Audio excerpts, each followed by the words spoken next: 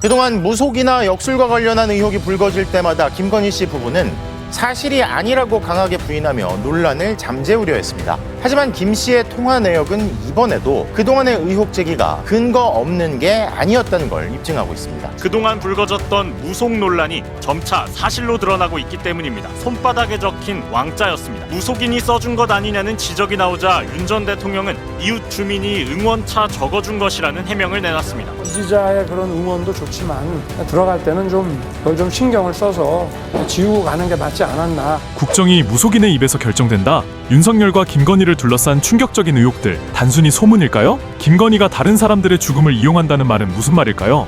법사와 관상가와의 반복된 통화, 그리고 기록도 남기지 않은 박물관 수장고 출입까지. 그 비밀스러운 공간에서 도대체 무슨 일이 벌어진 것인지 모두가 궁금해할 그 감춰진 진실을 지금 바로 파헤쳐 봅니다. 경복궁 땅 밑에 벙커 형태로 마련된 수장고에는 귀중한 기록물들이 다수 보관되어 있어서 출입이 통제되고 있거든요. 7단계에서 8단계의 보안 검색을 통과해야만이 들어갈 수 있는 곳입니다. 그러니까 문화재 재질별로 온도와 습도를 달리해서 관리하기도 합니다. 예, 문제는 수장고에 출입이 있을 경우에 규정에 따라서 일지를 작성을 해야 하는데 고궁박물관은 출입일지에 김건희 방문 사실을 누락시켰습니다. 역대 대통령, 영부인 가운데 수장고를 직접 방문한 사람은 아무도 없었습니다. 자, 그런데 김건희가 그 수장고에 뭔가를 필요로 했나 봅니다. 김건희는 사흘 뒤인 3월 5일 날 오후에 윤석열과 함께 고궁박물관을 다시 방문을 했다고 합니다. 국가유산청은 이 당시에 대통령 부부가 사전 통보도 없이 방문해서 방호실에서 당직자에게 방문 사실을 보고했다고 했습니다. 이날 윤석열 부부는 역시 사전 연락 없이 일반인 통제 구역인 경회로 2층에 있는 양원정 건천궁을 차례로 둘러봤고, 건천궁은 고종과 명성황후의 집무생활 공간이었는데 거기서 윤석열 부부는 명성황후의 침전인 공령합에 단둘이 아무도 들어오지 말라고 하고 둘만 들어가서 문을 잡고 10분간 있다가 나왔다. 문을 잠궜어요. 예, 더. 문을 잠궜. 이것도 뭔가 무속적 본능을 깨하기 위해서 하는 거 아닌가요?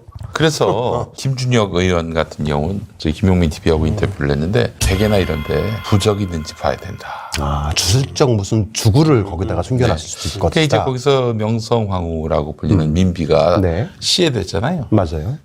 시해된 것이 그 항상 죽음을 이용하지 않습니까? 맞아요. 오, 그렇죠. 네. 우리 맞아요. 열린공감 TV에서 네, 제가 배운 맞아요. 건데 네. 그 지금 이태원 있는 참사. 대통령실도 과거에 뭐 미오지터였다고 하고 네. 그로 비슷한 또 삼풍백화점 터고 이 모든 것이 다 죽음을 이용하려는 일본식 주술의 어떤 한 형태다. 자, 이렇게 추정해 볼 수 있어요. 만약 윤석열, 김건희가 전쟁을 통해서 통일을 하려고 하면은 일본의 힘이 절대적으로 필요했을 거예요. 그렇지. 예.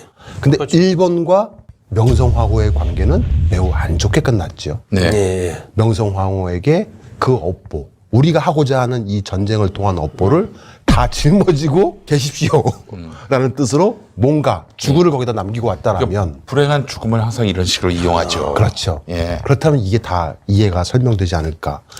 딱 떨어지네요. 자, 예. 도대체 곤령합에 들어가서 뭔 짓을 했을지, 도대체 어떤 주술적 행위를 했는지를 살펴봐야 될 듯 싶습니다. 네. 김건희가 각종 절차를 무시하고 수장고를 개인 놀이터 마냥 들락거린 것도 모자라서 수장고에서 또 뭔가를 들고 나왔다는 얘기도 있어요. 들고 나오면 안 되잖아요. 아, 당연히 안 되죠. 그 그건 우리나라 중대범죄입니다. 국고에 있는 그 보물들인데 만약 김건희가 수장고에서 뭔가를 들고 반출했다라면 그것이 무엇이고 어떤 용도로 사용을 했는지도 조사를 해야 합니다.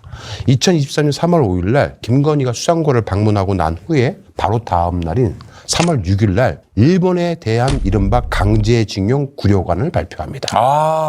2023년 3월 6일 윤석열 정권은 일본 전범 기업이 아니라 우리나라 기업이 우리나라의 돈으로 일제의 강제징용 피해자 배상금을 대납하게 하는 역대 최악의 굴욕적 치욕 왜고를 저지릅니다. 이 말이 된다고 생각하십니까? 어떻게 일본에서 저지른 죄에 대한 피해 보상금을 우리나라 기업들이 대신 돈을 내서 치르게 하나? 그거에 대한 납득할 만한 설명도 제대로 못했어요. 네. 그러니까 이거는 계엄을 한 이후에 전쟁을 하려고 했던 이러한 수순에 가기 위한 전초 단계였고 어떠한 형태로든 간에 일본과 우호적인 관계를 맺고 일본의 힘을 가지고 전쟁을 하려고 했던 거예요. 그렇지. 예. 그러려면은 이 명성황후의 관계를 일단은 정리를 해야 하고 그다음에 이 강제징용 문제도 정리를 했어야 되는 것이죠.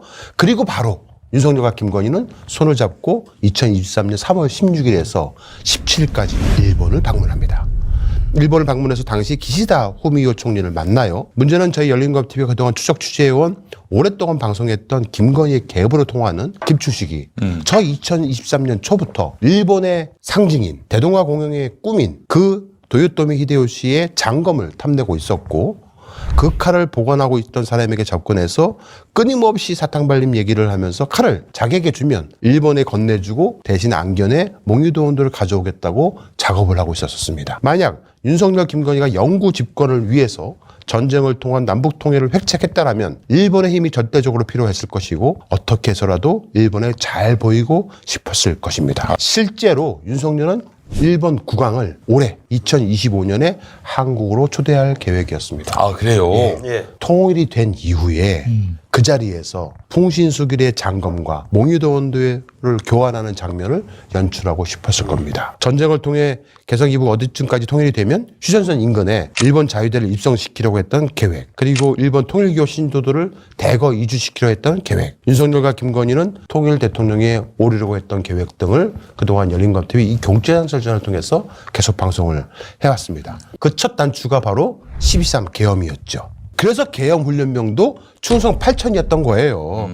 윤석열이가 대통령에 당선된 날로부터 1000일째, 그리고 8천, 이게 다 기미가요에 나오는 1000세, 8000세 이 내용이지 않습니까? 네. 이렇게 놓고 보면 다 맞아떨어지는 것이죠. 김건희는 자신이 통일 대통령에 오르기 위해서 절대적 힘이 필요한 일본에 더 많은 선물을 하고 싶었을 겁니다. 아마 그렇기 때문에 수장국에 들어가서 뭔가를 빼내서 반출한 게 아닐까 생각이 됩니다. 네, 그러면 정말 쳐주기를 약쓰죠. 만약 그것이 국보급 문화재라면 과연 그 문화재는 어디에 있을까? 반드시 이 부분도 아니, 지금 뭘 빼갔는지도 몰라요? 몰라요 아직. 예. 그러니까 반납도 안 했고. 그렇죠. 이야. 근데 조선 왕조 유물을 가지고 장난을 친 거는 누가 봐도 무속적인 이유 빼고는 그렇죠. 별로 찾기 힘들지 않아요? 그럴 것 같습니다. 박물관 수장고는 국가의 혼이 담긴 성역입니다. 대한민국 역사상 그 어떤 영부인도 감히 함부로 발을 들인 적이 없었죠. 하지만 김건희는 기록조차 남기지 않은 채 그곳을 제 집 드나들듯 출입했습니다. 무엇을 꺼내와 누구에게 바치려 했던 걸까요? 일본에 줄 선물이었다는 의혹까지 불거지는 지금 공적 시스템을 비웃으며 모든 것을 사유화하려는 그 오만함에 온 국민의 분노가 끓어오르고 있습니다. 자신의 욕망을 위해 국경마저 팔아치우려는 김건희. 이 통제불능의 김건희는 왜 아무런 처벌도 받지 않는 걸까요? 이제는 그 무도한 행보에 책임을 묻고 벌을 내려야 할 때입니다. 여러분의 의견을 시원한 사이다 댓글로 힘을 보태주시기 부탁드리며 여러분의 멤버십 가입이 이 채널의 유일한 독립자금이라 생각하시어 거대 권력이나 외부 압력에 흔들리지 않고 오직 진실만 말할 수 있는 힘을 보태주십시오. 끝까지 시청해주셔서 감사합니다.